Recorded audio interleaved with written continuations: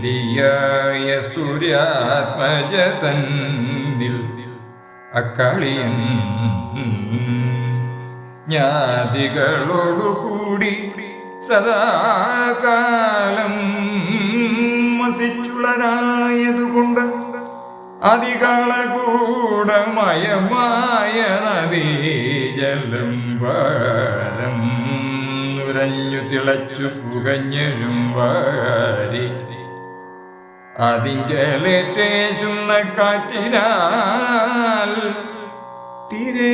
അടുത്തു ചുഴന്ന തൃണങ്ങളും ഓരോ വിധം ലതാദ്യങ്ങളും മുക്കവേ താരും തളിരും ഫലങ്ങളും വീണകോ വേരോടുകൂടി ഉണങ്ങി വരണ്ടുള്ള ഘോരവനാന്തരേമേവും മൃഗങ്ങളെ പേരു വിഷവേഗമൂലം നശിച്ചു പോയി ഓരോ വിധം ലതാദ്യങ്ങളും ഒക്കവേ താരും തളിരും ഫലങ്ങളും വീണവോ വേരോടുകൂടി ഉണങ്ങി വരണ്ടുള്ള കൊരവനാന്തരമേവും മൃഗങ്ങൾ എപ്പേരും വിഷവേഗമൂലം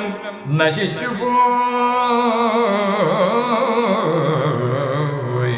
മീതെ പറക്കുന്ന പക്ഷികളും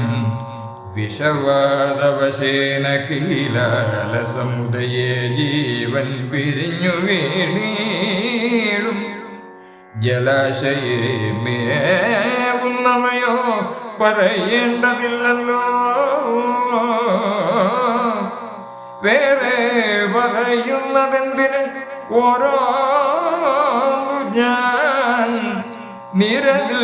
നിന്നെഴും മാരുത സംഗതി ചേരും ചരാചരാദ്യങ്ങൾ അശേഷമങ്ങാരാൽ നശിച്ചു കൂടി ദിവസം പ്രതി കേവലമേവം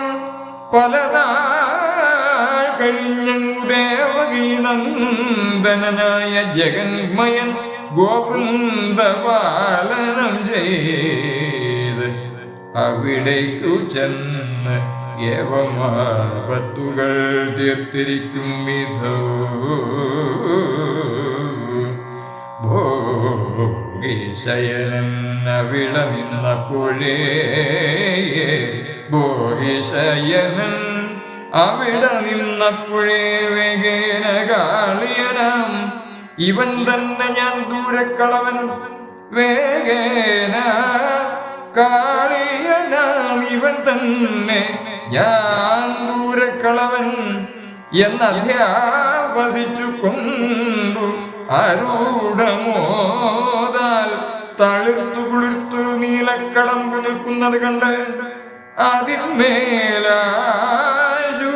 പാഞ്ഞു കരയേറി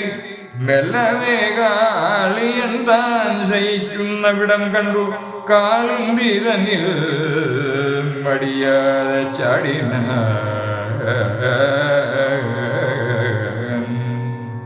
ചോദിച്ചിതു ശുഗനോടതു കേട്ട പോതു ആദരപൂർവകമാശു മഹീപതി